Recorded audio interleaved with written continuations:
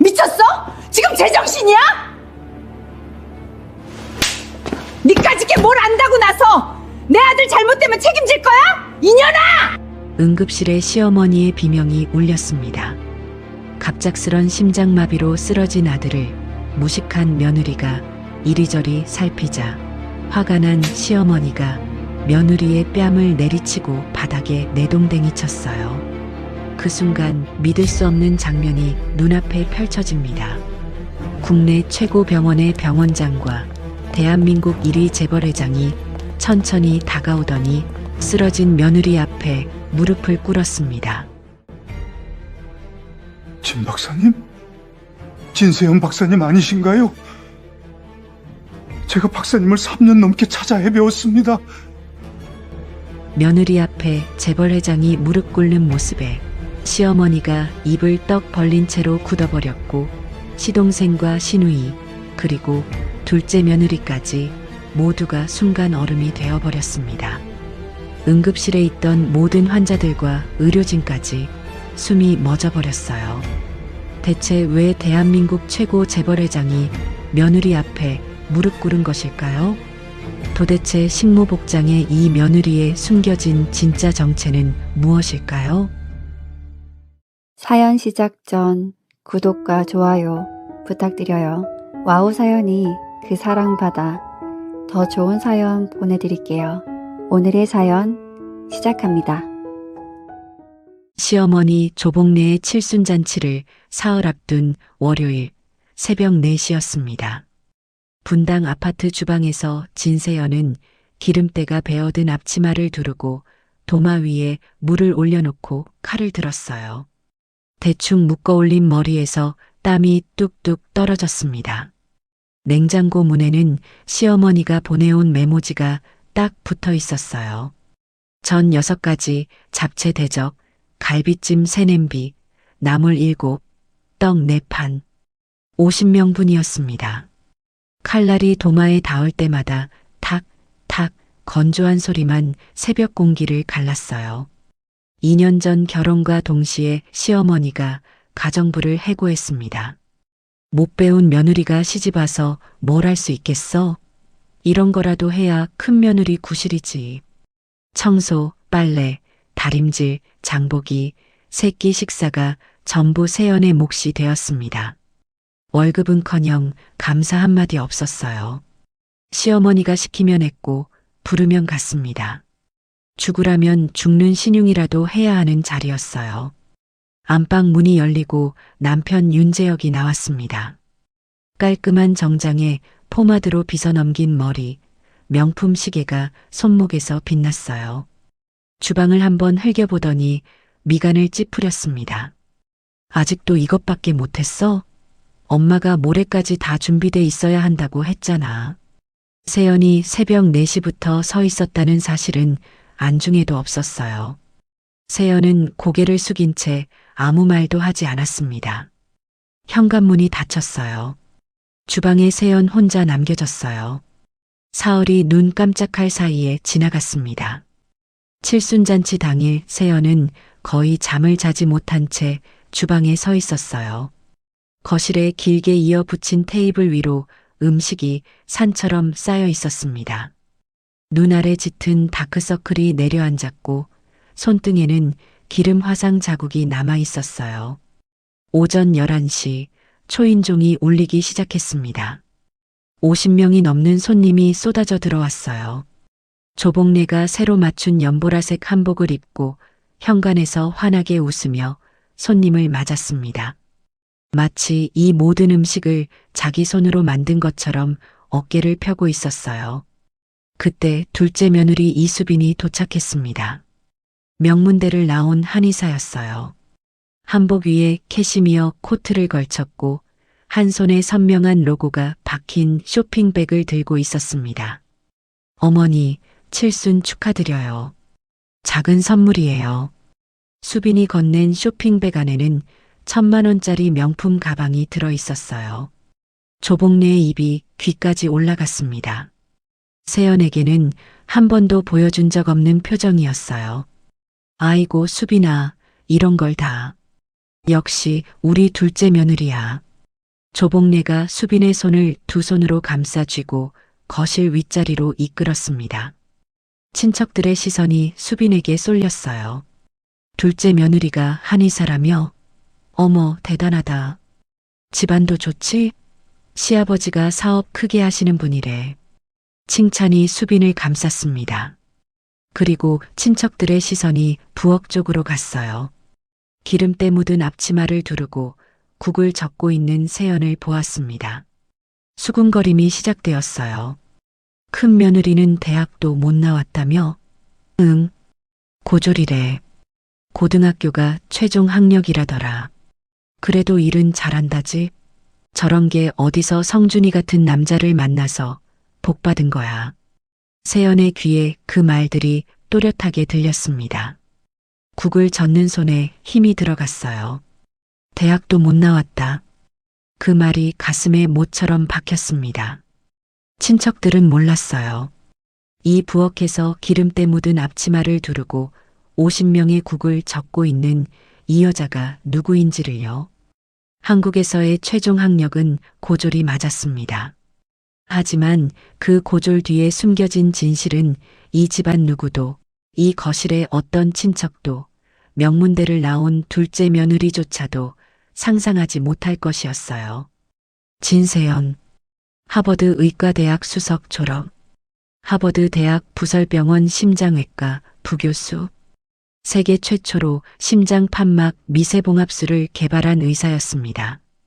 수술 불가 판정을 받은 환자들이 세계 각국에서 세연을 찾아왔어요. 학회에서 발표할 때면 수백 명의 의사가 자리에서 일어나 박수를 보냈습니다. 그중 한 명의 환자가 대한민국 최고의 재벌 회장이었어요. 모든 병원이 손을 놓은 심장을 세연이 12시간의 수술로 살려냈습니다. 세계 심장외과 학회에서 진세연이라는 이름은 미래 그 자체였어요. 그런데 왜 지금 이 부엌에 서 있는 것일까요? 3년 전 세연이 한국에 잠시 돌아온 사이 하버드에서 사고가 터졌습니다.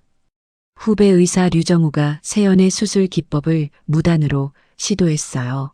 세연의 허가 없이, 감독 없이 혼자서 환자의 가슴을 열었습니다. 환자가 수술대 위에서 사망했어요.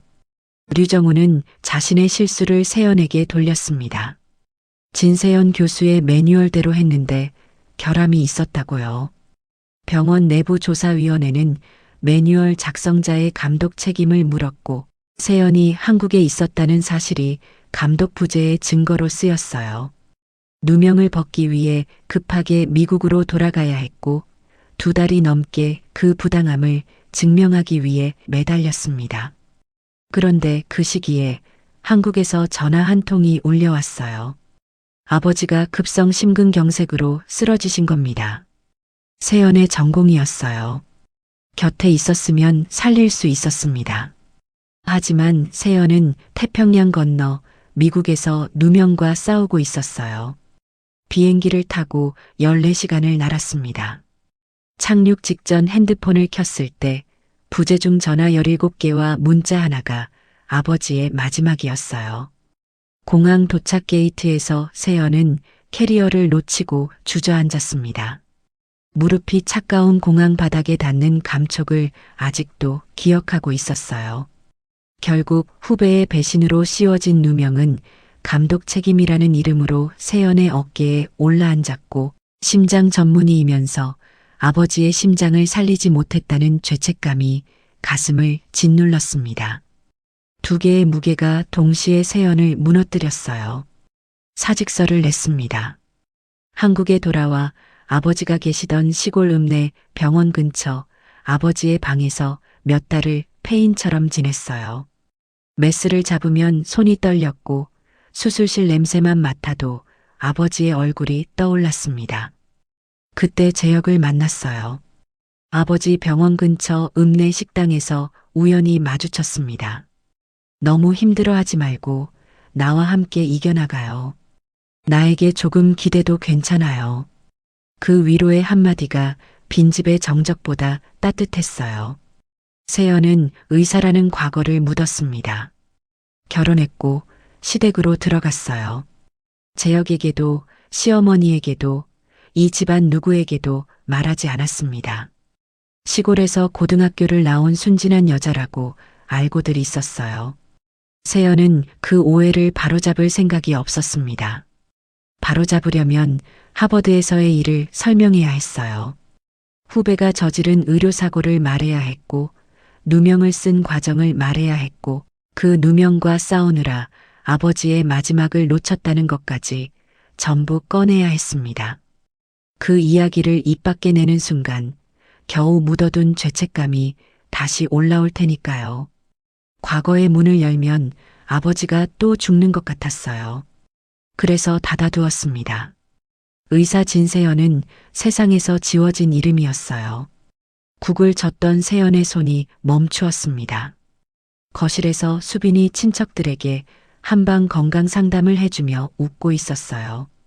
조복래가 흐뭇한 눈으로 수빈을 바라보고 있었습니다. 세연에게는 한 번도 보내지 않았던 눈이었어요. 명문대를 나온 한의사 며느리와 고졸 며느리. 이 거실에서 세연의 자리는 부엌이었고 수빈의 자리는 상석이었습니다. 조복래의 목소리가 거실에서 또렷하게 울렸어요. 속삭임이 아니었습니다. 50명이 다 들을 수 있는 크기였어요. 우리 큰 며느리는 고등학교밖에 못 나와서 갈 데가 없었으니까. 이런 거라도 해야 밥값을 하는 거 아니겠어? 수빈이 보면 부끄럽지도 않나 몰라. 웃음이 거실 여기저기서 터졌습니다. 세연의 손에서 국자가 미끄러졌어요. 스테인리스 국자가 싱크대 모서리에 부딪히며 쨍 소리를 냈습니다. 아무도 그 소리를 듣지 못했어요. 거실의 웃음소리가 너무 컸으니까요. 세연은 싱크대를 두 손으로 잡았습니다. 손가락 마디가 하얗게 질렸어요. 바깥. 그 단어가 귀에서 빠져나가지 않았습니다. 한 사람에게 듣는 모욕은 삼킬 수 있었지만 50명의 웃음소리 위에 얹혀진 모욕은 뼈에까지 스며들었어요. 하버드 부설병원에서 기립박수를 받던 손이 지금 50명의 국을 젓고 있다는 사실을 이 부엌 안에서는 세연 자신도 잊으려 하고 있었습니다.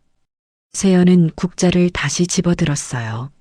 앞치마 주머니 안에서 아버지의 수술도구 케이스가 허벅지에 가볍게 닿았습니다. 낡은 가죽의 감촉이 손끝에 전해졌어요.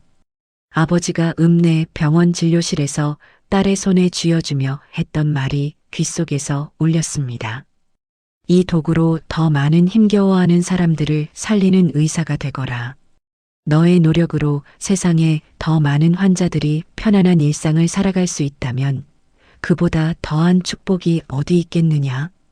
아빠가 살아오신 길도 그런 것이었어요. 쓰지 않으면서 버리지도 못하는 도구를 매일 이 주머니 안에 넣고 다녔어요. 아버지가 완전히 사라져버린 것 같았으니까요.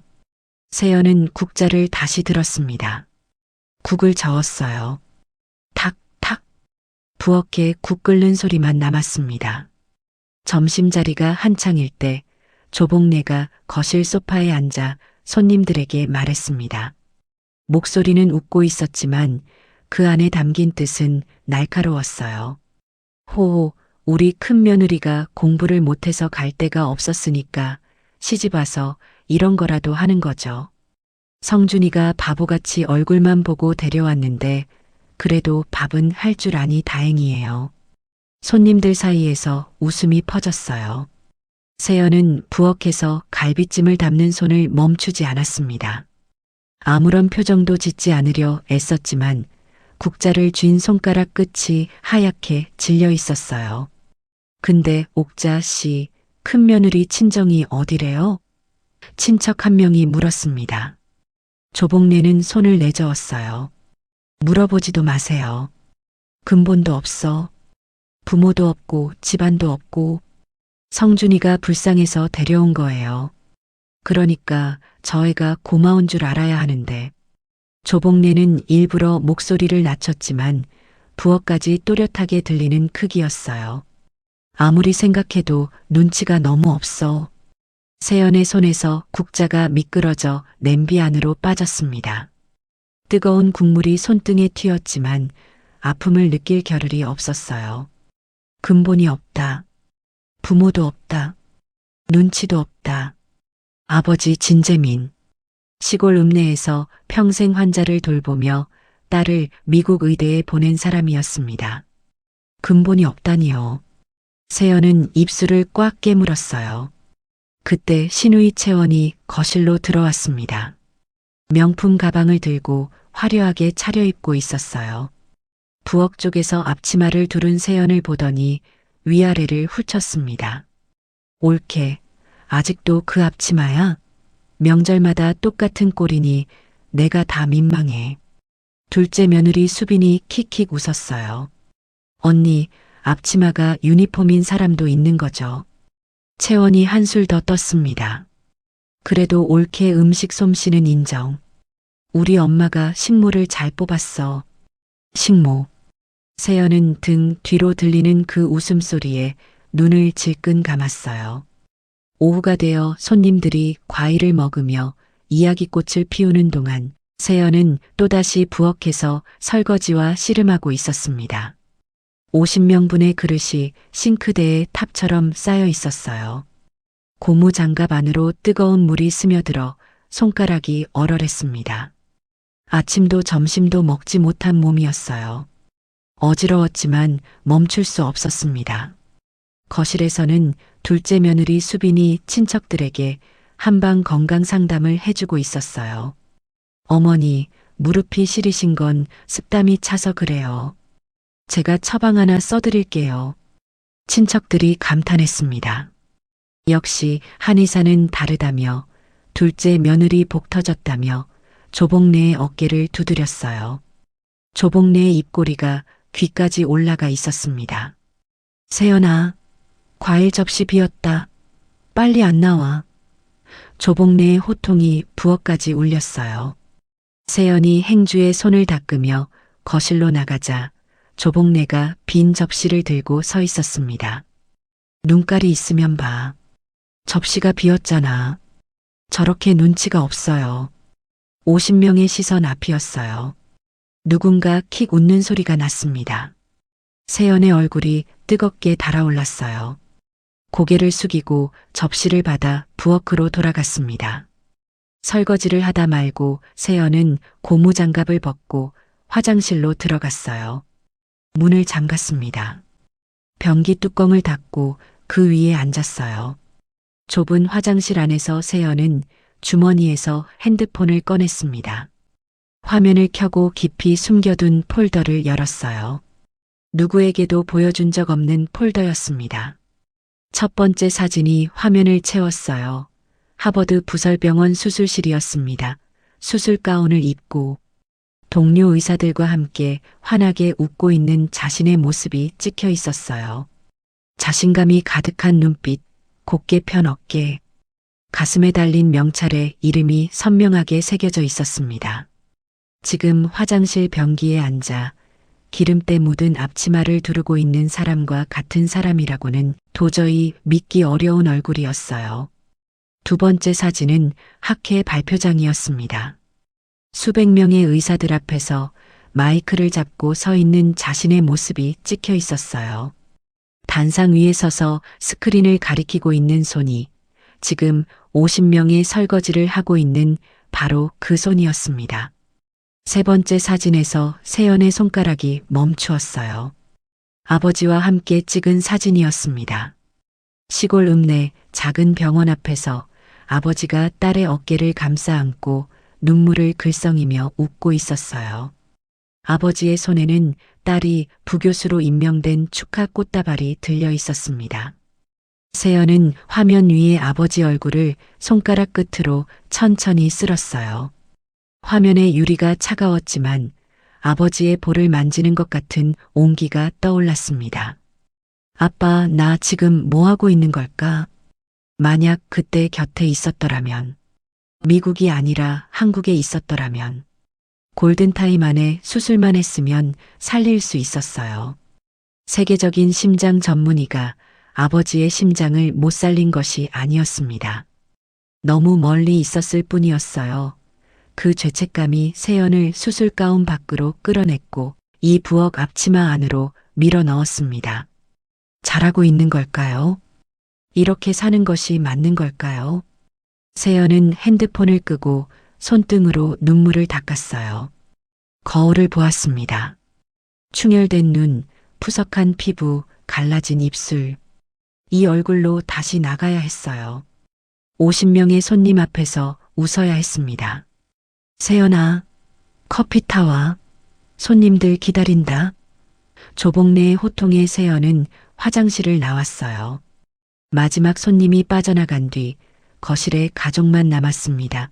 조복래가 소파 가운데에 앉고 재혁이 옆에, 맞은편에 시누이 채원과 시동생 태수, 둘째 며느리 수빈이 나란히 앉았어요. 5명이 소파에 앉아 있었고 세연만 서 있었습니다. 조복래가 서랍에서 종이를 꺼냈어요. 넉 달 전 돌아가신 시아버지 윤학수의 재산 분배 서류였습니다. 조복래가 또렷한 목소리로 읽기 시작했어요. 첫째 아들 재혁에게 분당 아파트, 둘째 아들 태수에게 일산 아파트, 딸 채원에게 예금. 그리고 조복래가 수빈을 보며 말했습니다. 수빈아, 너는 태수 사무실 있는 상가 있잖아. 2개 층 쓰고 있는 거. 그거 내 앞으로 넘길 거야. 한의원 개원할 때 쓰면 딱이지. 수빈이 고개를 숙이며 감사하다고 했어요. 태수가 만족한 표정으로 수빈의 손을 잡았습니다. 조복래의 시선이 세연에게로 올라왔어요. 넌 해당 없어. 어차피 집에 있으니까. 살림이나 잘하면 되는 거야. 세연의 손에 들린 행주가 구겨졌습니다. 시누이 채원이 코웃음을 흘렸어요. 2년 동안 시아버지 약을 챙기고 병원에 모시고 가고 밤새 링거를 지키고 장례식 3일 동안 조문객밥을 지은 사람이 세연이었습니다. 그런데 그 사람의 이름은 서류 어디에도 없었어요. 돈이 아쉬운 것이 아니었습니다. 같은 가족인데 왜 나만 빠져야 하는지, 왜 둘째 며느리에게는 상가를 주면서 나에게는 해당조차 되지 않는 것인지 그 소외가 가슴을 짓눌렀어요. 세연은 입술을 열었습니다. 그래도 저도 가족인데요. 목소리가 작았어요. 조복래는 듣지 못한 것처럼 아니 들었지만 무시하는 것처럼 고개도 돌리지 않았습니다. 노골적으로 세연의 말을 묵살하고 소파 쿠션 아래에서 무언가를 꺼냈어요. 사진이었습니다. 가족 단체 사진이었어요. 세연은 그 사진을 본 적이 없었습니다. 언제 찍었는지도 몰랐어요. 사진 속에는 조복래가 가운데, 왼쪽에 재혁, 오른쪽에 채원과 태수와 수빈이 나란히 서 있었습니다. 그리고 재혁 바로 옆에 세연이 서 있어야 할 자리에 다른 여자가 서 있었어요. 강민서, 남편의 비서실장이었습니다. 세연의 시선이 사진 위에 고정되었어요. 심장이 한 박자 멈추는 것 같았습니다. 민서의 얼굴을 알고 있었어요. 새벽에 남편 핸드폰에 민서야라고 전화가 오던 그 이름. 주말마다 미팅이라며 집을 비울 때 남편의 정장 안주머니에서 올라오던 향수 냄새의 주인. 세연은 알고 있었습니다. 2년 동안 모른 척하고 있었을 뿐이었어요. 모른 척해야 했습니다. 이 집에서 세연이 기댈 곳이 남편밖에 없었으니까요. 하지만 가족 사진에서 아내의 자리에 그 여자가 웃고 서 있는 것을 눈으로 보는 것은 전혀 다른 충격이었어요. 알고 있는 것과 보는 것은 다른 무게였습니다. 조복래가 사진을 테이블에 올려놓으며 말했어요. 이거 거실에 걸 거야. 민서가 수행하다가 같이 찍었는데 잘 나왔더라. 우리 가족 사진. 세연이 떨리는 목소리로 물었습니다. 어머니, 그 자리는 제 자리 아니에요? 조복래의 눈이 가늘어졌어요. 뭘 그렇게 예민하게 굴어. 사진 한 장 가지고. 세연 안에서 무언가가 끊어졌습니다. 2년 동안 삼키고 또 삼킨 것들이 한꺼번에 밀려 올라왔어요. 가정부 해고, 식모 취급, 밥값이라는 말, 부엌에서 나오지 말라는 명령, 근본이 없다는 모욕, 유산에서의 제외, 그리고 남편 옆에 서 있는 다른 여자. 사흘밤을 새운 피로와 아침부터 아무것도 먹지 못한 허기, 그리고 뺨에 남은 모욕의 열기가 한꺼번에 섞이면서 세연의 가슴 밑바닥에서 무언가가 불길처럼 치솟았어요. 나도 가족인데 가족 사진에 빠지는 게 말이 되는 거예요. 세연의 입에서 터져나온 소리는 자기 자신도 놀랄 만큼 큰 고함이었습니다. 2년 동안 이 집에서 한 번도 높인 적 없던 목소리가 거실 벽을 쨍하게 갈랐어요. 세연 자신도 자기 입에서 그런 소리가 나온 것이 믿기지 않았습니다. 거실이 얼어붙었어요. 신우이 채원이 과일을 집던 손을 멈추고 입을 벌렸습니다. 시동생 태수가 소파에서 상체를 일으켰어요. 둘째 며느리 수빈이 찻잔을 내려놓으며 세연을 돌아보았습니다. 2년 동안 고개만 숙이고 예 하던 큰 며느리가 처음으로 소리를 지른 것이었어요. 아무도 입을 열지 못한 채 어색한 침묵이 거실을 가득 채웠습니다. 조복래가 먼저 움직였어요. 벌떡 일어났습니다. 성큼 다가왔어요. 세연이 한 발 뒤로 물러나기도 전에 조복래의 손바닥이 세연의 왼쪽 뺨을 내리쳤습니다. 철서? 소리가 거실벽에 부딪혀 돌아왔어요. 세연의 고개가 오른쪽으로 돌아갔습니다. 뺨 위로 5손가락 자국이 붉게 올라왔어요. 어딜 감히 바락바락 대들어. 고등학교밖에 못 나온 게 기어들어와서 큰 며느리 자리 차지하고 있으면 감지덕지 해야지. 세연의 눈이 천천히 남편에게로 갔습니다. 떨리는 눈이었어요. 제발 한마디만. 엄마 그만해. 그 한마디만 해주면 되는데요. 재혁은 고개를 숙인 채 핸드폰 화면을 들여다보고 있었어요. 아내의 뺨이 부어오르고 있는 현장에서 남편의 시선은 핸드폰 화면 위에 있었습니다. 애써 외면하고 있었어요.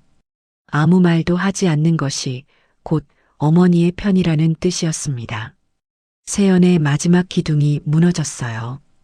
이 세상에 마지막으로 남은 가족이라 믿었던 남편마저 자신을 버렸다는 사실이 뺨의 통증보다 더 깊은 곳을 찔렀습니다.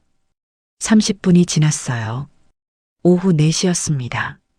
세연은 부엌 입구벽에 등을 기대고 서 있었어요. 뺨에 자국이 가라앉지 않은 채 눈은 충혈된 채로요. 아무도 세연에게 괜찮으냐고 묻지 않았습니다. 거실에서는 조복래가 칠순을 자축하며 와인을 열었어요. 재혁, 채원, 태수, 수빈이 잔을 들어 부딪혔습니다. 유리잔이 부딪히는 맑은 소리가 거실을 채웠어요. 세연의 잔은 없었습니다. 가족끼리 시어머니의 칠순을 축하하는 소리가 부엌까지 들려왔어요. 시어머니의 웃음소리가 끊이지 않고 계속되었습니다. 바로 그 순간 신우이 채원이 비명을 질렀어요. 오빠 왜 그래? 세연이 부엌 입구에서 고개를 돌렸습니다. 재혁이 와인을 한 모금 마시며 무언가를 말하려다가 갑자기 입이 벌어진 채로 말이 끊어진 것이었어요. 얼굴에서 색이 빠져나가고 있었습니다. 와인잔을 든 오른손이 덜덜 떨리기 시작했어요. 잔이 손에서 미끄러졌습니다.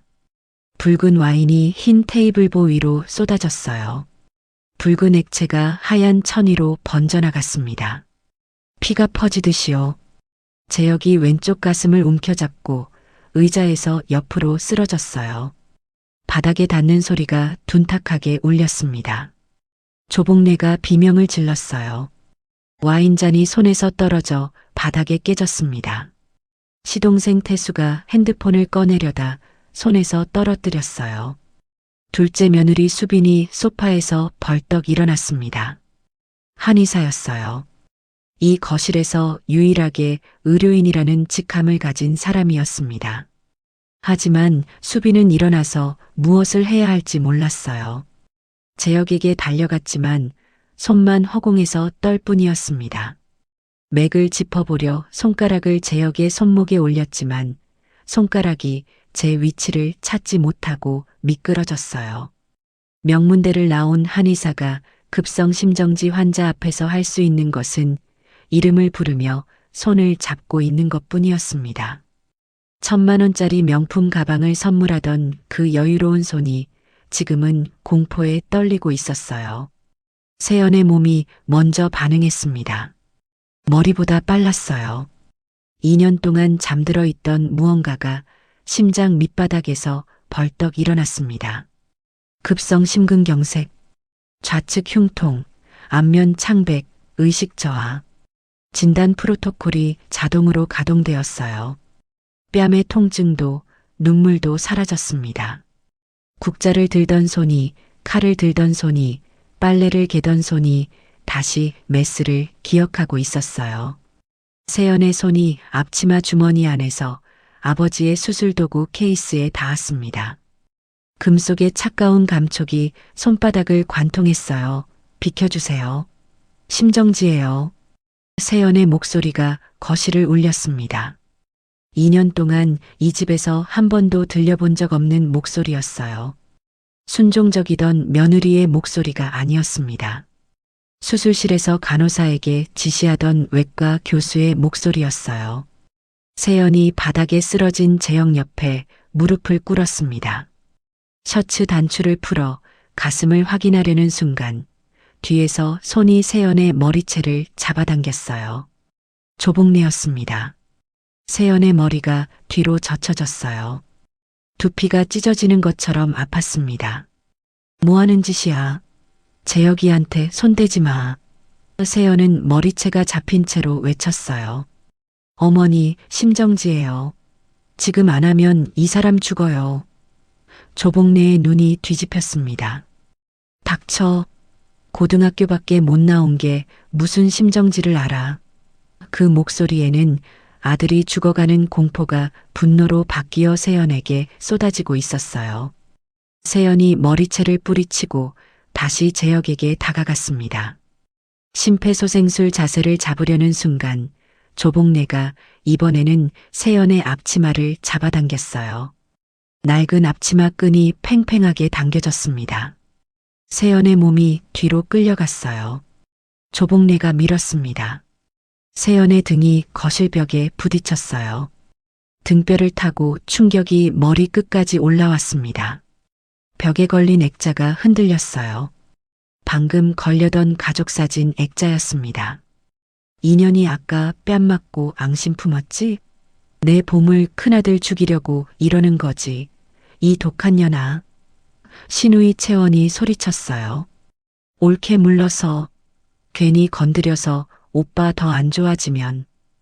둘째 며느리 수빈이 한마디를 보탰습니다. 전문가한테 맡기세요. 언니는 잘 모르시잖아요. 전문가. 세연은 벽에 등을 붙인 채 그 단어를 들었어요. 이 방에서 유일한 전문가가 자기 자신이라는 사실을 이 사람들은 아무도 모르고 있었습니다.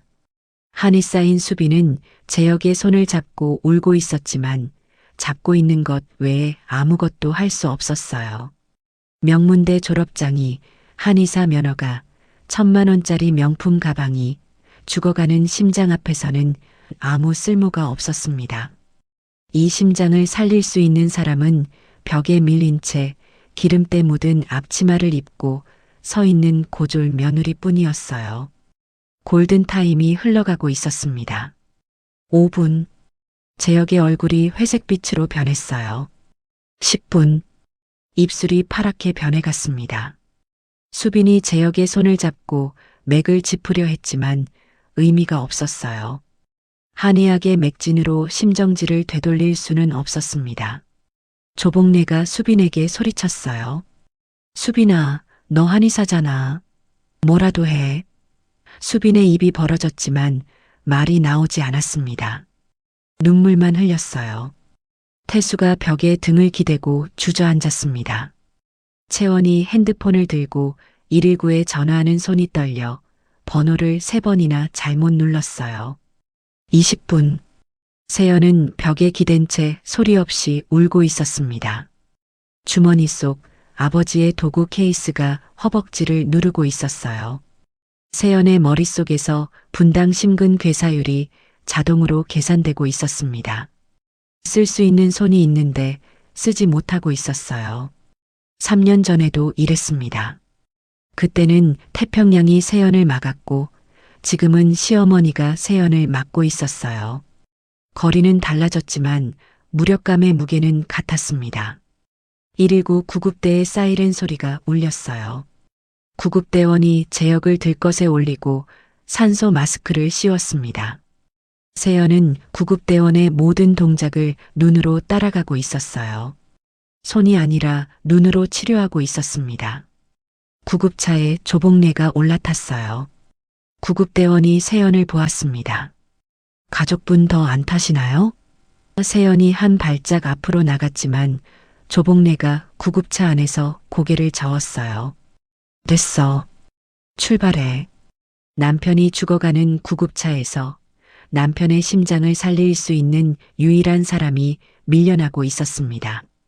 구급차 문이 닫혔어요. 사이렌이 울리며 빠져나갔습니다. 붉은 경광등의 잔상이 세연의 망막에 남았어요. 세연은 앞치마 차림 그대로 아파트 현관 앞에 서 있었습니다. 뺨에는 붉은 손자국, 헝클어진 머리카락, 슬리퍼. 세연은 도로로 뛰어나가 택시를 잡았어요.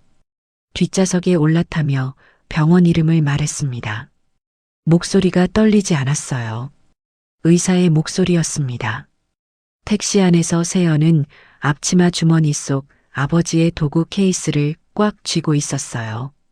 이번에는 쓸 수 있을까요? 이번에는 손이 닿을 수 있을까요? 낡은 가죽의 온기가 손바닥에 번지고 있었습니다. 오후 5시 세연이 대학병원 응급실에 도착했습니다. 택시에서 내려 자동문을 밀치고 들어갔어요. 기름때 묻은 앞치마 차림에 슬리퍼를 신고 뺨에는 아직 붉은 손자국이 남아 있었습니다. 머리카락이 헝클어져 있었고 앞치마 끈이 한쪽으로 풀어져 늘어져 있었어요. 응급실 접수 간호사가 세연을 보았습니다. 위에서 아래로 한번 훑었어요. 기름 묻은 앞치마, 슬리퍼, 부어오른 뺨. 간호사의 시선이 잠깐 멈추었다가 지나갔습니다. 연민도 관심도 없는 시선이었어요. 세연은 그 시선을 무시하고 안쪽으로 걸어갔습니다. 제역은 응급실 침대에 누워 있었어요. 산소 마스크가 씌워져 있었고 심전도 모니터가 불안정한 파형을 그리고 있었습니다. 조복래가 침대 옆에서 울고 있었어요. 칠순 한복의 고름이 눈물에 젖어 있었습니다. 시누이 채원과 시동생 태수가 벽에 기대어 울고 있었고 둘째 며느리 수빈이 태수 옆에서 핸드폰으로 다른 병원에 연락하고 있었어요. 통화가 연결될 때마다 고개를 저었습니다. 당직 전공의가 보호자들 앞에서 소견을 말했어요. 급성 심근경색입니다. 관상동맥이 완전히 막혀 있어요. 골든타임이 상당히 지났습니다. 전공의가 잠깐 말을 멈추었어요. 다음 문장을 꺼내기 전에 한번 숨을 고르는 것이 보였습니다. 수술을 진행하더라도 성공 확률이 극히 낮습니다. 조복래가 비명을 질렀어요. 무릎이 풀려 바닥에 주저앉았습니다. 채원이 조복래를 부축하며 같이 울었어요. 태수가 벽을 주먹으로 쳤습니다. 수빈의 핸드폰을 든 손이 떨리고 있었어요. 세연은 한 발짝 떨어진 곳에 서서 전공의의 말을 듣고 있었습니다. 듣고 있는 것이 아니라 분석하고 있었어요. 관상동맥 완전 폐색. 골든타임 초과. 여기까지는 전공의의 판단이 맞았습니다. 하지만 전공의가 모르는 것이 하나 있었어요. 골든타임이 초과되면서 판막까지 손상되었을 가능성이었습니다. 그 판막 손상을 복구할 수 있는 기술이 세상에 하나 있었어요. 세연이 하버드에서 개발한 심장 판막 미세봉합술이었습니다. 세계에서 이 수술을 성공시킬 수 있는 의사는 손에 꼽혔어요. 그중 한 명이 기름때 묻은 앞치마를 두른 채 응급실 구석에 서 있었습니다. 하지만 세연은 입을 열 수 없었어요. 제가 할 수 있습니다. 그 한마디를 하면 되었습니다. 하지만 그 한마디를 하는 순간 당신은 누구냐는 질문이 돌아올 것이었어요. 하버드 부설병원 심장외과 부교수라고 답하는 순간 왜 숨겼느냐는 질문이 따라올 것이었습니다. 후배의 의료사고를 말해야 했고 누명을 쓴 과정을 말해야 했고 그 누명과 싸우느라 아버지의 마지막을 놓쳤다는 것까지 전부 꺼내야 했어요. 2년 동안 묻어둔 과거의 문에 손이 닿는 것만으로도 손끝이 차가워졌습니다. 세연의 손이 앞치마 주머니 안에서 아버지의 도구 케이스를 쥐었어요. 금속이 손바닥에 닿았습니다. 할 수 있는데 하지 못하는 시간이 또 흘러가고 있었어요. 그때 응급실 저쪽이 술렁이기 시작했습니다. 간호사 한 명이 먼저 알아보았어요. 허리를 꺾어 인사했습니다. 다른 간호사들도 하나씩 허리를 숙였어요. 복도 끝에서 검은 정장의 남자 4명이 양옆으로 서며 길을 열었습니다. 경호원이었어요. 응급실에 있던 환자와 보호자들의 고개가 일제히 돌아갔습니다. 텔레비전에서 보던 얼굴이었어요. 그 사이로 한 남자가 걸어왔습니다. 검은 정장의 곧은 자세, 날카로운 눈매의 60대 남자였어요. 대한민국 경제를 이끄는 최고 재벌 그룹의 회장 김도연이었습니다. 병원장이 뛰어나와 허리를 꺾어 인사했어요. 아까까지 세연의 앞치마를 무심하게 훑었던 접수 간호사가 자세를 바로잡았습니다. 응급실 전체가 긴장했어요. 김도연 회장은 3년 전 미국에서 심장 수술을 받은 뒤 매년 이 병원에서 정기 추적 검사를 받고 있었습니다. 회장이 응급실 복도를 지나가며 시선을 훑었어요. 무심한 시선이었습니다. 환자와 보호자들을 스치듯 지나가던 그 시선이 한 곳에서 멈추었어요. 응급실 구석에 서 있는 여자를 보았습니다. 기름때 묻은 앞치마, 뺨에 남은 붉은 손자국, 헝클어진 머리카락, 슬리퍼. 회장의 걸음이 멈추었습니다. 움직이지 않았어요. 2초, 3초. 뒤따르던 비서가 한 발짝 다가왔지만 회장이 손을 들어 제지했습니다. 회장의 눈이 천천히 커지고 있었어요. 입술이 떨리기 시작했습니다. 얼굴에서 재벌 회장의 위엄이 사라지고 대신 믿을 수 없다는 표정이 올라왔어요. 3년 전의 기억이 회장의 눈앞에 펼쳐지고 있었습니다.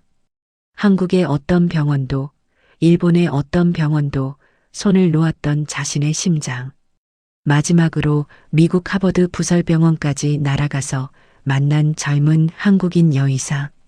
다른 의사들이 전부 불가능하다고 고개를 저을 때 그 여의사만이 CT 영상을 보고 단 한마디를 했어요. 할 수 있습니다. 라고. 12시간의 수술이었습니다. 수술 후 눈을 떴을 때 가장 먼저 보았던 얼굴이었어요. 한국으로 돌아온 뒤 3년 동안 전 세계의 병원들을 백방으로 수소문했지만 진세연이라는 이름은 어디에서도 나오지 않았습니다.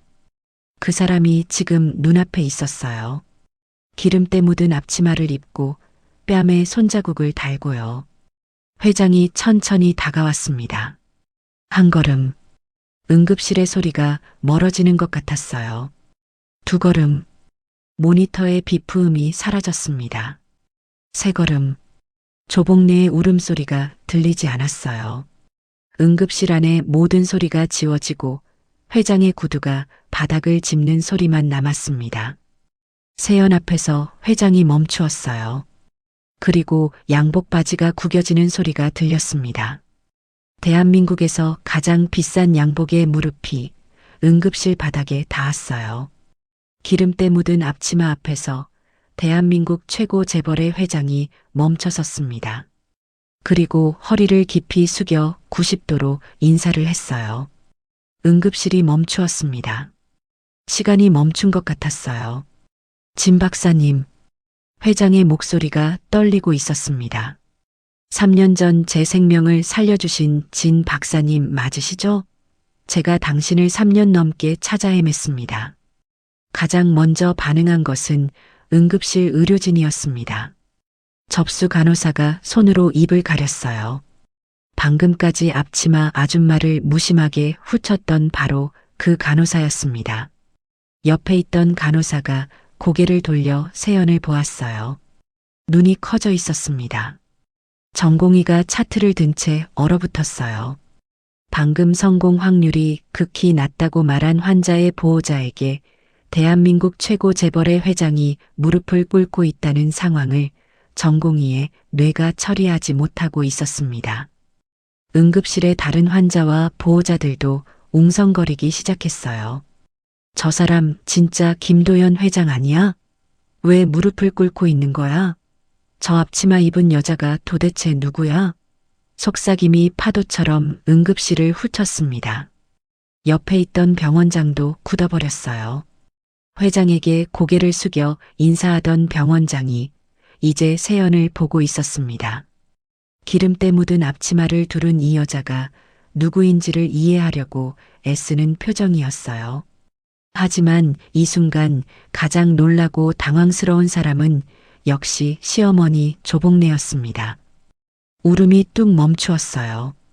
바닥에 주저앉아 있던 조복래가 천천히 고개를 들었습니다. 세연을 보았어요. 기름때 묻은 앞치마를 두른 며느리를, 그리고 그 앞에 무릎 꿇은 재벌 회장을. 그 자리에서 얼음이 되고 말았습니다. 입이 벌어진 채 다치지 않았어요. 뇌가 눈앞의 광경을 받아들이지 못하고 있었습니다. 회장이 고개를 들어 세연을 올려다보았습니다. 세연의 뺨에 남은 붉은 손자국을, 기름때 묻은 앞치마를, 헝클어진 머리카락을 보았어요. 회장의 눈에 눈물이 고였습니다. 진 박사님, 하버드 부설병원 심장외과 부교수님. 3년 전 제 심장을 살려주신 분입니다. 세계 최초 심장 판막 미세봉합술을 성공시킨 분이시고, 이분이 아니었으면 저는 이 세상에 없었습니다. 회장의 목소리가 응급실 벽에 부딪혀 울렸어요. 하버드, 부교수, 심장외과, 세계 최초. 그 단어들이 하나하나 응급실 안에 떨어졌습니다. 공기가 바뀌었어요. 조복래의 입에서 말이 새어나왔어요. 교수, 전현희, 교수. 2년 동안 못 배운 며느리, 고등학교밖에 못 나온 며느리, 밥값이나 하라고 부려먹던 며느리.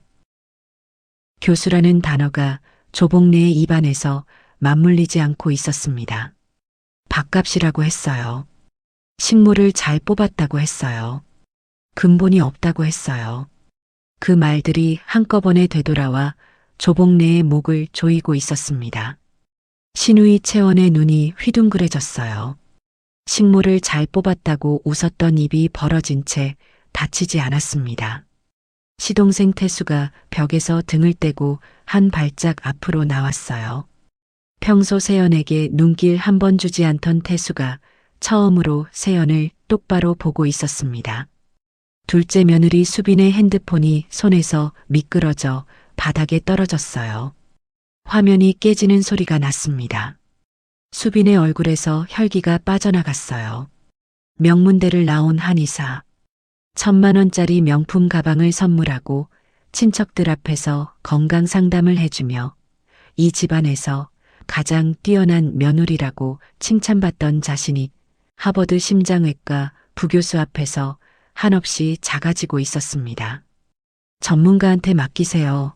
언니는 잘 모르시잖아요. 방금 응급실에 오기 직전 자신이 했던 그 말이 지금 수빈의 귀에서 되울리고 있었어요. 회장이 고개를 돌려 조복래를 보았습니다. 세연의 뺨에 남은 붉은 자국을, 기름때 묻은 앞치마를, 응급실 구석에 서 있던 모습을 회장의 눈이 되짚었어요. 세계 최고의 심장외과 의사를 이렇게 대접하고 계셨습니까? 회장의 목소리가 한 톤 낮아져 있었습니다. 그 한마디가 응급실 공기를 갈랐어요. 조복래가 한 발 뒤로 물러섰습니다. 입을 열려 했지만 소리가 나오지 않았어요. 밥값이라고 했던 입이, 근본이 없다고 했던 입이, 고등학교밖에 못 나왔다고 했던 입이, 세계 최고의 심장외과 의사라는 말 앞에서 한마디도 나오지 않았습니다. 세연이 회장에게 다가갔어요. 목소리가 달라져 있었습니다. 떨리지 않았어요. 회장님, 지금 제 남편이 급성 심근경색으로 응급실에 있습니다. 회장이 즉시 일어섰어요. 바지 무릎에 먼지를 털지도 않은 채 병원장에게 돌아섰습니다. 진 박사님이 수술하겠다면 수술실을 열어주십시오. 비용과 책임은 제가 집니다. 이분의 실력은 제 심장이 증명합니다. 병원장이 고개를 끄덕이며 즉시 전화기를 들었어요. 수술실 준비가 시작되었습니다. 면허 확인과 특별수술 권한 서류가 처리되는 동안 세연은 CT 결과를 확인했어요. 영상을 읽는 눈이 정확했습니다. 2년 만이었지만 손이 떨리지 않았어요. 관상동맥 완전 폐색, 판막 손상 동반. 자신이 개발한 미세봉합술의 변형 적용이 가능한 케이스였습니다. 수술 가능합니다. 제가 하면 살릴 수 있습니다. 세연의 목소리가 응급실에 울렸어요. 전공의가 세연을 올려다보았습니다. 방금까지 앞치마를 두르고 구석에 서 있던 사람의 눈이 수술 영상을 읽는 순간 전혀 다른 사람의 눈으로 바뀌어 있었어요. 세연이 전공의에게 수술 준비와 관련된 오더를 내리기 시작했습니다. 마취 프로토콜, 혈액 준비량, 체외 순환기 세팅까지 막힘없이 쏟아져 나왔어요. 전공의는 세연의 놀라운 지식과 깊이에 순간 압도되고 말았습니다. 어떻게 이런 사람이 기름때 묻은 앞치마를 두르고 자신 앞에 서 있었는지 그 자체가 혼란스러울 정도였어요. 간호사가 깨끗한 수술 가운을 세연 앞에 가져왔습니다. 세연은 앞치마 끈에 손을 가져갔어요. 허리에 2번 감겨있던 끈을 천천히 풀었습니다. 기름때와 마늘즙과 갈비찜 냄새가 배어든 앞치마가 세연의 몸에서 떨어져 나갔어요. 2년 동안 세연을 식모로 만들었던 천안장이 바닥에 내려앉았습니다. 바닥에 닿는 순간 2년의 무게가 한꺼번에 사라지는 것 같았어요. 세연은 하얀 수술 가운에 팔을 넣었습니다. 왼팔, 오른팔 깨끗한 면직물이 어깨 위에 내려앉는 감촉이 달랐어요. 앞치마의 기름기와 땀 냄새가 아니라 수술실의 소독 냄새가 가운에서 올라왔습니다. 가운의 단추를 잠갔어요. 하나, 둘, 셋. 단추 하나를 잠글 때마다 세연의 몸이 달라졌습니다. 어깨가 펴졌어요. 구부정하던 등이 곧아졌습니다. 고개가 올라갔어요. 눈빛이 달라졌습니다. 기름때 묻은 앞치마를 두르고 부엌 구석에 서 있던 사람이 아니었어요. 수술실에 들어가는 심장외과 교수였습니다.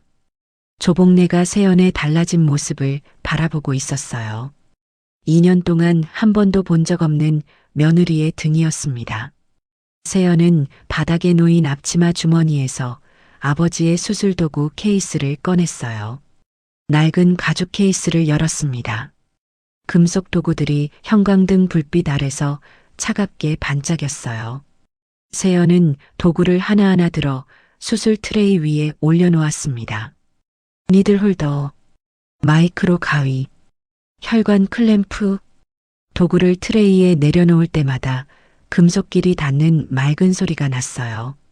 그리고 소독을 부탁했습니다. 더 많은 힘겨워하는 사람들을 살리는 의사가 되거라. 아버지가 읍내 병원 진료실에서 이 도구를 건네며 했던 말이 형광등 불빛 아래서 울리는 것 같았습니다. 세연은 수술실 문 앞에 섰어요. 뒤를 돌아보지 않았습니다. 조복래도 수빈도 채원도 보지 않았어요.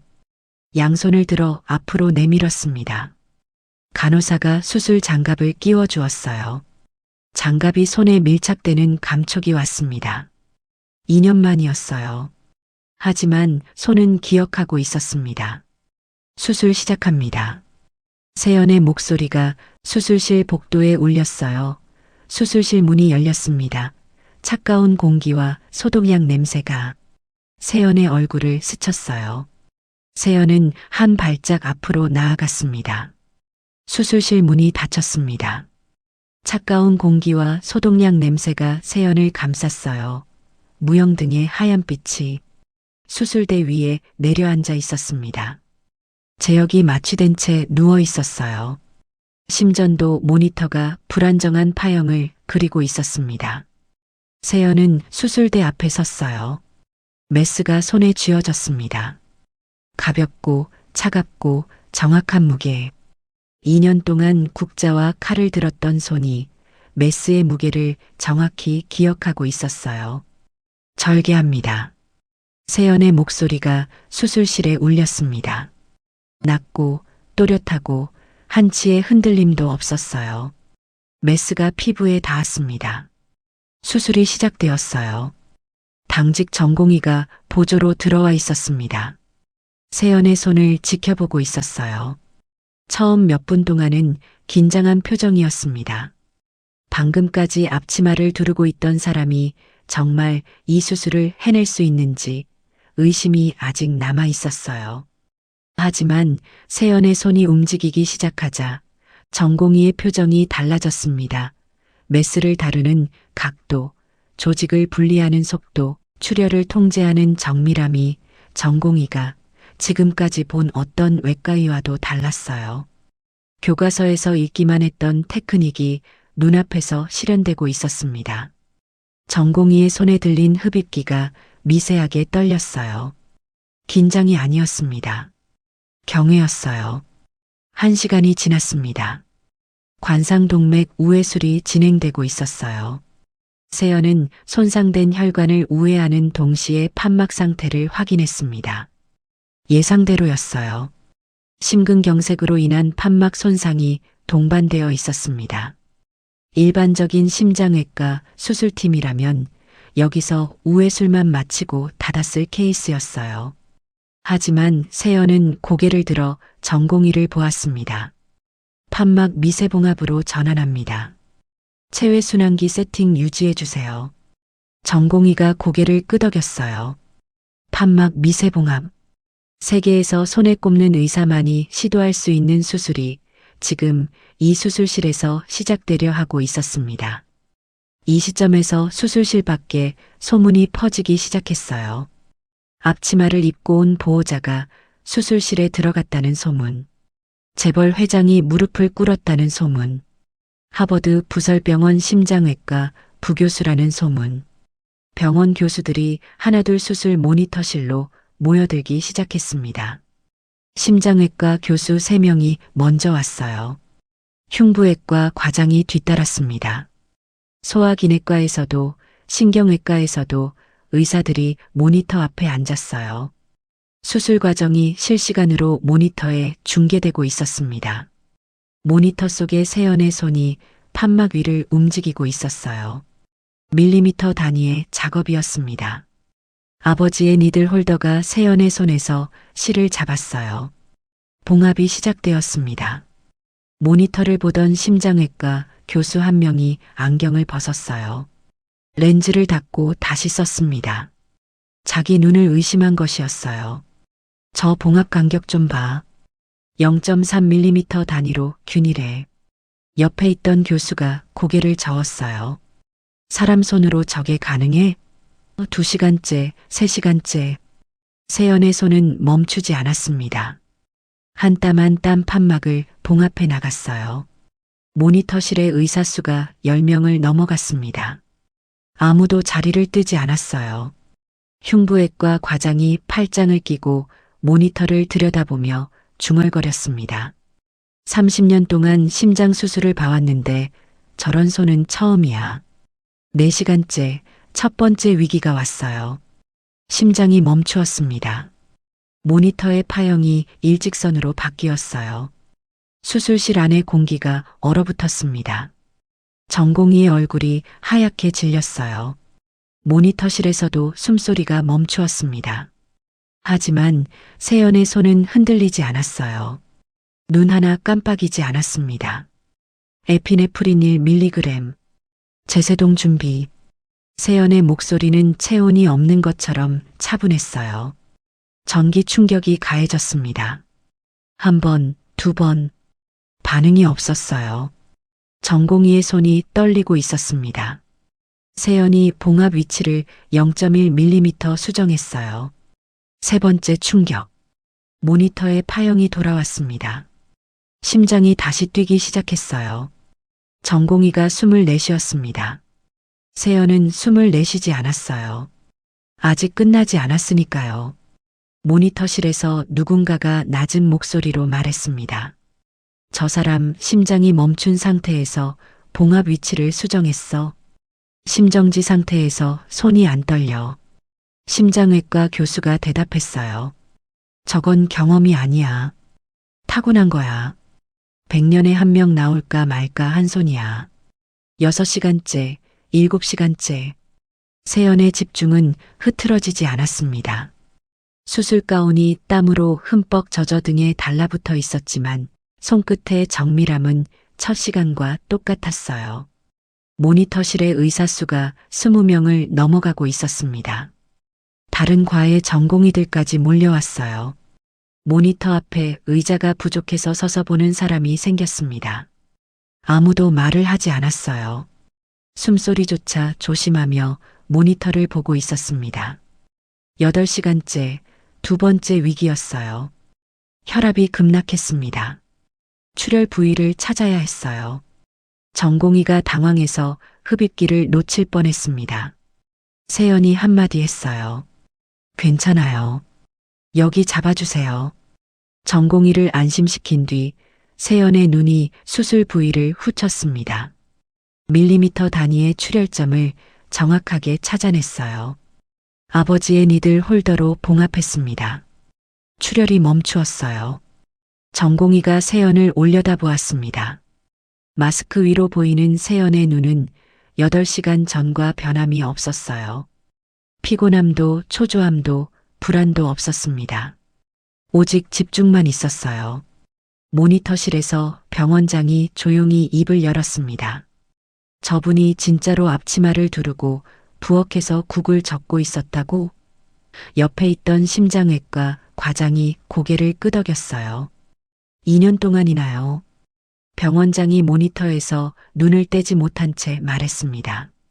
세상에 저런 손을 가진 사람이 2년 동안 국자를 들고 있었다니. 이건 범죄야. 9시간째 마지막 봉합이 남아 있었습니다. 세연의 손이 판막 위에서 마지막 실을 잡았어요. 니들 홀더가 움직였습니다. 한 땀, 두 땀, 세 땀. 모니터실에 20명이 넘는 의사들이 숨을 참고 있었어요. 수술실 안의 전공의도, 마취가 의사도, 간호사도 움직이지 않았습니다. 세연의 손끝에 모든 시선이 모여 있었어요. 매듭이 지어졌습니다. 클램프가 풀렸어요. 모니터의 수치가 하나씩 안정되기 시작했습니다. 심박이 돌아왔어요. 혈압이 정상 범위로 올라갔습니다. 산소 포화도가 안정되었어요. 10시간이었습니다. 새벽 3시 반이었어요. 수술실에서 전공의가 먼저 박수를 쳤습니다. 1명, 2명, 간호사가 따라쳤어요. 마취가 의사가 고개를 숙였습니다. 모니터실에서도 박수가 터졌어요. 20명이 넘는 교수와 전공의들이 모니터 앞에서 일어나 박수를 치고 있었습니다. 심장외과 과장이 안경을 벗고 눈을 닦았어요. 흉부외과 교수가 고개를 저으며 말했습니다. 내 평생에 다시는 못 볼 수술이었어. 세연은 도구를 내려놓았습니다. 수술 가운이 땀에 흠뻑 젖어 피부에 달라붙어 있었어요. 10시간 동안 서 있던 다리가 떨리기 시작했습니다. 세연은 아버지의 도구를 하나하나 거즈로 닦았어요. 피와 체액을 닦아내고 금속 표면이 다시 반짝일 때까지 닦았습니다. 도구를 닦는 손끝에서 아버지의 진료실이 떠올랐어요. 읍내 병원 창문으로 들어오던 오후 햇살, 아버지의 주름진 볼, 더 많은 힘겨워하는 사람들을 살리는 의사가 되거라. 그 목소리가 무영등 아래서 겹쳐졌어요. 도구를 케이스에 넣고 가죽 덮개를 닫았습니다. 찰칵 소리가 수술실에 울렸어요. 세연은 케이스를 두 손으로 감싸 안고 이마를 가죽 위에 대었습니다. 낡은 가죽의 냄새가 올라왔어요. 아버지의 진료실 냄새와 같은 냄새였습니다. 아빠, 이번에는 살렸어요. 아빠가 준 도구로. 세연의 목소리가 수술실 안에서 작게 울렸어요. 이마 위의 가죽이 눈물에 젖기 시작했습니다. 아버지를 살리지 못했던 손이 오늘 남편의 심장을 살렸어요. 3년 전에는 태평양이 막았고 몇 시간 전에는 시어머니가 막았지만 오늘은 뚫었습니다. 아무도 그 눈물을 보지 못했어요. 보지 못해도 괜찮았습니다. 아버지에게 닿기만 하면 되니까요. 수술실 밖 복도에서 조복내가 바닥에 주저앉아 있었습니다. 옷이 구겨질 대로 구겨져 있었어요. 눈이 퉁퉁 부어 있었고 입술이 바짝 말라 갈라져 있었습니다. 10시간을 한 발짝도 움직이지 않고 기다린 사람이었어요. 비서실장 민서의 자리는 비어 있었습니다. 처음 3시간까지는 복도 의자에 앉아 있었어요. 5시간째에 핸드폰으로 통화를 하며 복도 끝으로 갔습니다. 7시간째에 사라졌어요. 10시간을 기다릴 의리는 민서에게 없었습니다. 수술실 문이 열리고 세연이 나왔어요. 수술 가운을 입은 채 마스크를 턱 아래로 내린 채로요. 수술은 성공적으로 끝났습니다.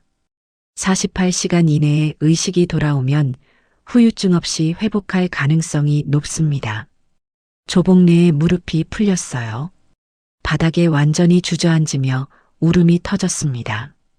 살았어. 우리 재혁이가 살았어.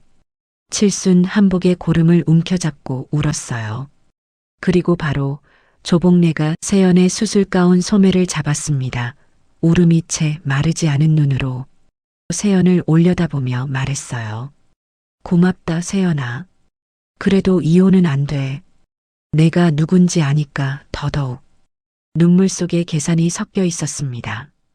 아들을 살려줘서 고맙다는 진심과 하버드 출신 의사를 며느리로 놓치면 안 된다는 셈법이 같은 문장 안에 들어 있었어요. 2년 동안 밥값이나 하라고 식모 부리던 며느리가 세계적 의사라는 것을 알게 되자 조복내의 전략이 달라진 것이었습니다.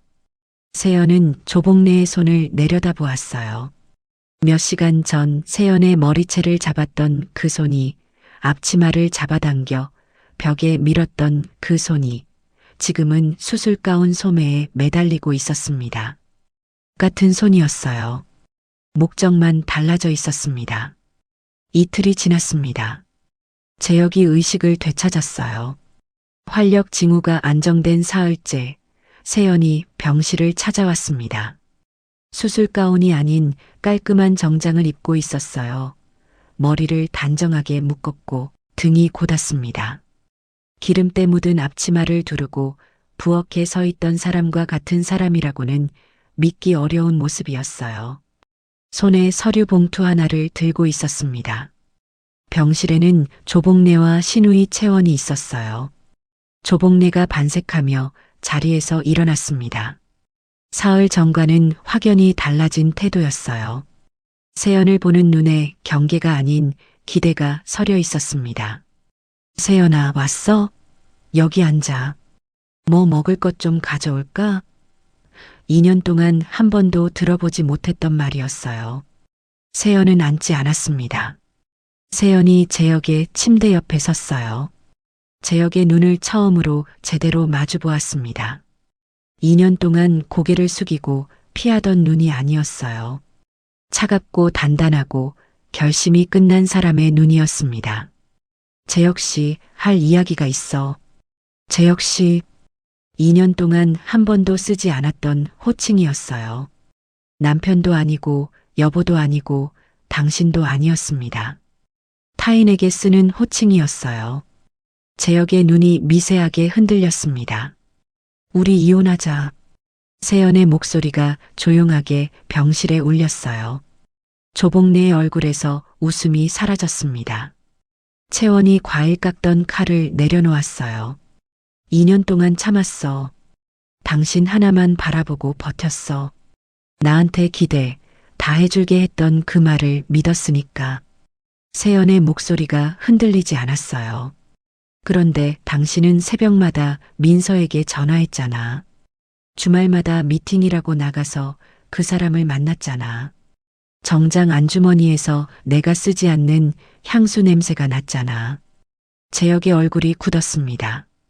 고개를 돌리려 했지만 세연의 눈을 피할 수 없었어요. 다 알고 있었어. 2년 동안 모른 척했어. 이 집에서 내가 기댈 곳이 당신밖에 없었으니까. 그래서 참았어. 세연이 한 박자 쉬었어요. 그런데 가족 사진. 내 자리에 그 여자가 서 있는 걸 보는 순간 더 이상은 참을 수가 없었어. 알고 있는 것과 보는 것은 다르더라.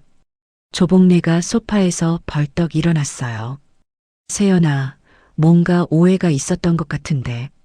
민서는 비서실장이니까 업무상 더 자주 연락도 하고 함께 있기도 했던 거였을 거야. 조금 더 시간을 가지고 관계를 회복하면 다시 좋아질 거야. 세연이 조복래를 돌아보았습니다. 어머니, 제가 누군지 아시니까 이혼이 안 된다고 하시는 거잖아요. 제가 고졸이었으면 내일이라도 내보내셨을 거예요. 조복래의 입이 다물어졌어요. 반박할 수 없었습니다. 사실이었으니까요. 세연이 봉투에서 첫 번째 서류를 꺼내 침대 위에 올려놓았습니다. 이혼 합의서였어요. 내연 관계 증거는 전부 확보해뒀어. 사진, 통화 기록, 카드 결제 내역. 합의하는 게 서로에게 좋을 거야. 재혁이 이를 악물었어요.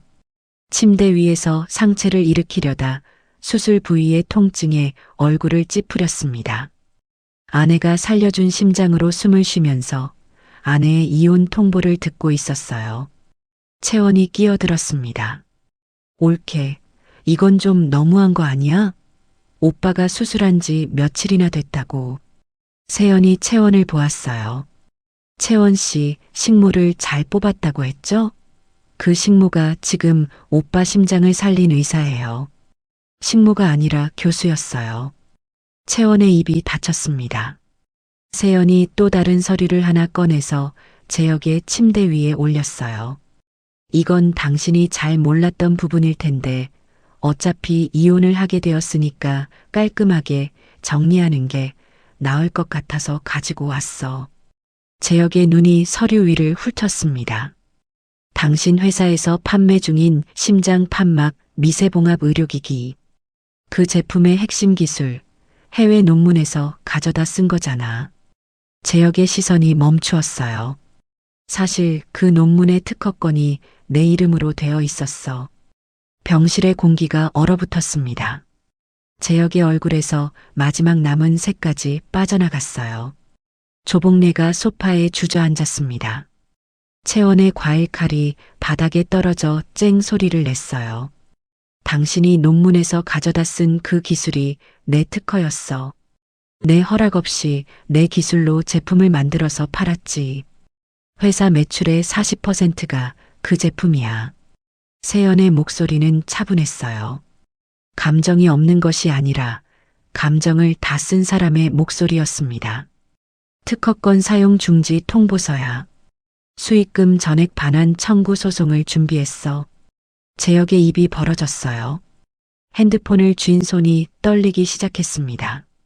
매출의 40%, 회사의 핵심 제품, 그 특허의 주인이 2년 동안 부엌에서 국을 젓고 있었다는 사실이 재혁의 머릿속에서 처리되지 않았어요. 아내가 눈 감아준 특허 위에서 돈을 벌고 그 돈으로 내연녀에게 선물을 사고 아내에게는 밥값이나 하라고 했던 인연이 한꺼번에 되돌아왔습니다. 조복래가 재혁을 보았어요. 재혁이 조복래를 보았습니다. 둘 다 아무 말도 하지 못했어요. 세연이 마지막으로 조복래를 바라보았습니다. 어머니가 2년 동안 저한테 하신 말 중에 딱 하나 맞는 게 있어요. 이런 거라도 해야 밥값을 한다고 하셨죠? 맞아요. 저는 이런 걸 할 수 있는 사람이에요. 다만 이런 거가 어머니 생각과 좀 달랐을 뿐이에요. 병실의 공기가 멈추었어요. 밥값. 조복래가 2년 동안 세연에게 던졌던 그 단어가 지금 조복래 자신의 가슴에 못처럼 박히고 있었습니다. 세연은 서류를 침대 위에 가지런히 놓고 병실 문 쪽으로 걸어갔어요. 뒤에서 조복래가 세연의 이름을 불렀지만 세연은 돌아보지 않았습니다. 그렇다고 조복래도 그냥 앉아서 당할 수는 없었습니다. 법조계 지인, 거래처 대표, 지역 유력자를 총동원했습니다. 30년 동안 쌓아온 인맥의 탑이었어요. 변호사를 고용하고 반격 논리를 세웠습니다. 이혼 사유가 아내 쪽에 있다는 주장까지 준비했어요. 하지만 재벌 회장 김도연이 움직였습니다. 그룹사나 법무팀을 세연에게 붙였어요. 대한민국 최고의 로펌이 투입되었습니다. 김도연 회장이 직접 한마디를 던졌어요. 진 박사님의 특허를 무단 사용한 기업에 대해 법적 조치를 지원하겠다. 회장의 한마디가 뉴스를 탔습니다. 동시에 재혁의 의료기기 회사와 납품 계약이 걸려있는 재벌 계열사가 통보를 보냈어요. 특허 분쟁이 해결되지 않은 기업과는 거래를 지속하기 어렵다고요. 조복래의 인맥이 하나둘 등을 돌리기 시작했어요. 법조계 지인은 상대가 재벌 로펌이라는 말에 전화를 끊었습니다. 거래처 대표는 눈치가 보인다며 손을 뗐어요. 30년간 쌓은 인맥탑이 며칠 만에 무너졌습니다. 특허 사용 중지 명령이 내려지자 회사 매출의 40%가 증발했어요. 거래처가 이탈하고 부도 위기가 코앞에 다가왔습니다. 재혁이 항복했어요. 합의하자. 다 해줄게. 침대 위에서 고개를 숙인 재혁의 목소리에는 힘이 남아있지 않았습니다. 이혼이 확정되었어요. 특허권이 원상 회복되었고 무단 사용 기간의 수익금 전액이 반환되었습니다. 위자료와 폭행 합의금까지 더해졌어요. 바다 건너 하버드에서도 당시 사건의 재조사가 시작되었습니다. 후배 의사 류정우의 허위 진술이 공식 확인되어 3년 동안 세연의 이름에 씌워져 있던 누명이 완전히 벗겨졌어요. 모든 것이 끝난 날 조복래가 세연을 찾아왔습니다. 병원 로비에서 세연을 기다리고 있었어요. 칠순 한복이 아니라 수수한 옷을 입고 있었습니다. 평소에 당당한 어깨가 구부정하게 내려앉아 있었어요. 세연을 보자 조복래가 한 발짝 다가왔습니다. 세연아. 조복래의 목소리가 떨리고 있었어요. 내가 잘못했다. 2년 동안 내가 얼마나 힘들었는지 몰랐어. 용서해라. 다시 시작하자. 조복래의 눈에서 눈물이 흘렀습니다. 진심이 섞여 있는지 계산이 섞여 있는지 세연은 구분할 수 없었어요. 하지만 구분할 필요도 없었습니다. 너무 늦었으니까요. 세연은 조복래를 조용히 바라보았어요. 그리고 천천히 입을 열었습니다. 어머니, 너무 늦으셨어요. 미리 잘하셨어야죠. 조복래가 2년 동안 세연에게 했던 말투 그대로였어요. 눈치가 없다고, 미리 했어야 한다고, 빨리 안 움직이냐고 다그치던 바로 그 말투였습니다. 조복래의 다리에서 힘이 빠졌어요. 로비 의자에 주저앉았습니다. 2년 동안 며느리에게 쏟아냈던 말들이 지금 자기 자신에게 돌아온 것이었어요. 세연은 돌아서서 병원 로비를 걸어나갔습니다. 등이 곧았어요.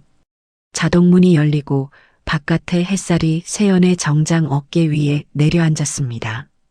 세연은 뒤를 돌아보지 않았어요. 한 달이 지났습니다. 세연은 서울 강남의 한 레스토랑에 앉아 있었어요. 맞은편에 김도연 회장이 앉아 있었습니다. 경호원도 비서도 없었어요. 단둘이 마주 앉은 자리였습니다. 회장이 직접 요청한 식사였어요. 와인이 따라졌습니다.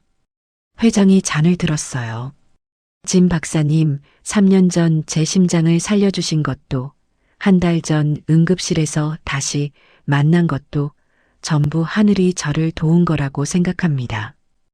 회장의 목소리가 낮고 진지했어요. 사실 한 가지 제안을 드리고 싶어서 자리를 마련했습니다. 세연이 조용히 들었어요. 우리 그룹사나 종합병원에 심장센터를 새로 만들려고 합니다. 센터장을 맡아주셨으면 합니다. 시설과 인력, 장비 전부 진 박사님이 원하시는 대로 갖추겠습니다. 세연은 와인잔을 내려놓았어요.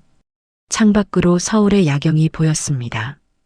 한 달 전만 해도 기름때 묻은 앞치마를 두르고 50명분의 국을 적고 있었어요. 그 전에는 슬리퍼를 신고 응급실을 뛰어다녔습니다. 그 전에는 시골 읍내 아버지의 빈방에서 몇 달을 폐인처럼 지냈어요. 그리고 지금 대한민국 최고 재벌의 회장이 심장센터장을 맡아달라고 고개를 숙이고 있었습니다. 감사합니다, 회장님. 하겠습니다. 세연의 대답은 짧았어요. 하지만 그 두 글자 안에 3년의 도망과 2년의 침묵과 한 번의 결심이 전부 들어 있었습니다. 2달 뒤 대한민국 최고 재벌 산하종합병원 대강당에 수백 명의 의료진과 관계자가 모여 있었어요. 심장센터장 취임식이었습니다. 단상 위에 세연이 올라섰어요. 하얀 가운 위에 정장을 입고 날카로운 지성이 빛나는 눈으로 객석을 바라보았습니다. 기름때 묻은 앞치마를 두르고 50명의 국을 젓던 사람과 같은 사람이라고는 아무도 믿지 못할 모습이었어요. 안녕하십니까? 진세연입니다. 세연의 목소리가 마이크를 통해 대강당을 채웠어요. 수백 명의 시선이 단상 위에 고정되었습니다. 한 달 전 앞치마를 두른 여자가 수술실에 들어가 10시간 만에 기적을 만들었다는 소문은 이미 의료계 전체에 퍼져 있었어요. 2년 전 수술 가운을 벗었습니다. 객석이 조용해졌어요. 후배의 배신으로 누명을 쓰고 아버지를 살리지 못한 죄책감에 도망쳤습니다. 수백 명의 숨소리가 멈추었어요. 2년 동안 수술실이 아닌 부엌에 있었습니다. 메스 대신 국자를 들었습니다. 객석 여기저기서 숨을 삼키는 소리가 새어나왔어요. 한 달 전 수술을 함께했던 전공의가 앞줄에 앉아 있었습니다. 그의 눈이 붉어져 있었어요. 10시간 동안 세연의 손을 바로 옆에서 지켜본 사람이었습니다. 기름때 묻은 앞치마를 벗고 수술 가운으로 갈아입던 그 순간을 기억하고 있었어요. 세연이 주머니에서 아버지의 수술도구 케이스를 꺼냈습니다. 낡은 가죽 케이스를 단상 위에 조심스럽게 올려놓았어요. 조명이 케이스 표면에 내려앉자 오랜 세월이 빚어낸 가죽의 결이 수백 명의 눈앞에 드러났습니다. 모서리가 닳고 색이 바랜 이 케이스가 2년 동안 앞치마 주머니 안에서 세연의 허벅지에 닿아 있었다는 사실을 이 강당의 누구도 몰랐어요. 이 도구는 시골에서 평생 환자를 보시던 아버지가 주신 것입니다. 이 도구로 더 많은 힘겨워하는 사람들을 살리는 의사가 되거라. 너의 노력으로 세상에 더 많은 환자들이 편안한 일상을 살아갈 수 있다면 그보다 더한 축복이 어디 있겠느냐? 아빠가 살아오신 길도 그런 것이었습니다. 세연의 목소리가 마지막 문장에서 한 톤 낮아졌어요. 단상 위에 세연의 눈가가 붉어져 있었습니다. 살릴 수 있는 손을 가지고 있으면서 쓰지 않는 것이야말로 죄라는 것을 깨달았습니다. 오늘부터 그 약속을 지키겠습니다. 객석에서 박수가 터졌어요. 뒷줄에서 한 사람이 가장 먼저 일어섰습니다. 김도연 회장이었어요. 두 손으로 박수를 치고 있었습니다. 한 달 전 응급실 바닥에 무릎을 꿇었던 그 사람이 오늘은 객석에서 가장 먼저 일어나 박수를 보내고 있었어요. 수백 명이 자리에서 일어났습니다. 한 달 전 수술실 모니터 앞에서 100년에 한 명이라고 말했던 심장외과 교수가 일어섰어요. 이건 범죄야라고 말했던 병원장이 일어섰습니다. 10시간을 함께 서서 수술을 보조했던 전공의가 일어났어요. 그의 볼 위로 눈물이 흘러내리고 있었습니다. 기립박수가 대강당의 벽과 천장을 가득 채웠어요. 세연은 단상 위에서 고개를 살짝 숙였습니다. 단상 위에 낡은 도구 케이스가 조명 아래서 조용히 빛나고 있었어요. 취임 소식이 세계 의료계에 퍼졌습니다. 중동 왕족의 주치의팀과 유럽 재벌가, 아시아 각국의 VIP 환자들이 세연의 수술을 예약하기 시작했어요. 세계의 심장이 한국으로 모여들고 있었습니다. 취임식이 끝난 오후 세연은 센터장실에 혼자 앉아 있었어요. 넓은 창 너머로 서울의 오후 햇살이 쏟아지고 있었습니다. 책상 위에 내일 첫 수술 환자의 차트가 펼쳐져 있었어요. 세연은 핸드폰을 꺼냈습니다. 바탕화면이 바뀌어 있었어요. 더 이상 깊이 숨겨둔 폴더 안에 있지 않았습니다. 칠순잔치 날 화장실에서 몰래 열었던 그 사진이 이제 바탕화면 위에 놓여 있었어요. 시골 읍내 작은 병원 앞에서 아버지가 딸의 어깨를 감싸 안고 눈물을 글썽이며 웃고 있는 사진이었습니다. 숨기지 않아도 되는 사진이 되어 있었어요. 세연은 핸드폰을 두 손으로 감싸 가슴에 품었습니다. 화면의 유리가 가슴에 닿는 감촉이 차가웠지만 사진 속 아버지의 웃음은 따뜻했어요. 창밖에서 들어오는 햇살이 세연의 볼 위를 스쳤습니다. 아버지의 진료실 창문으로 들어오던 오후 햇살과 같은 온도였어요. 2년 전 새벽 주방에서 기름때 묻은 앞치마를 두르고 물을 썰던 손이 떠올랐습니다. 밥값이라는 말을 들으며 50명의 국을 젓던 손이었어요. 뺨을 맞고 바닥에 주저앉아 도구 케이스를 움켜쥐던 손이었습니다. 남편의 심장이 멈추는 것을 보면서도 벽에 밀려 아무것도 할 수 없던 손이었어요. 그 손이 지금 책상 위에 놓인 수술 차트를 넘기고 있었습니다. 책상 한쪽에 아버지의 수술도구 케이스가 놓여 있었어요. 더 이상 앞치마 주머니 안에 숨겨져 있지 않았습니다. 오후 햇살이 낡은 가죽 위에 내려앉아 진한 호박색으로 빛나고 있었어요. 아빠, 나 다시 시작해. 이번에는 도망치지 않을게. 세연의 목소리가 센터장실 안에서 작게 울렸어요. 눈가가 뜨거워졌지만 이번에는 닦지 않았습니다. 아버지에게 보여줘도 되는 눈물이었으니까요. 세연은 자리에서 일어났습니다. 수술 가운을 입었어요. 깨끗한 면직물이 어깨에 내려앉는 감촉이 익숙했습니다. 더 이상 낯설지 않았어요. 센터장실 문을 열고 복도로 나섰습니다.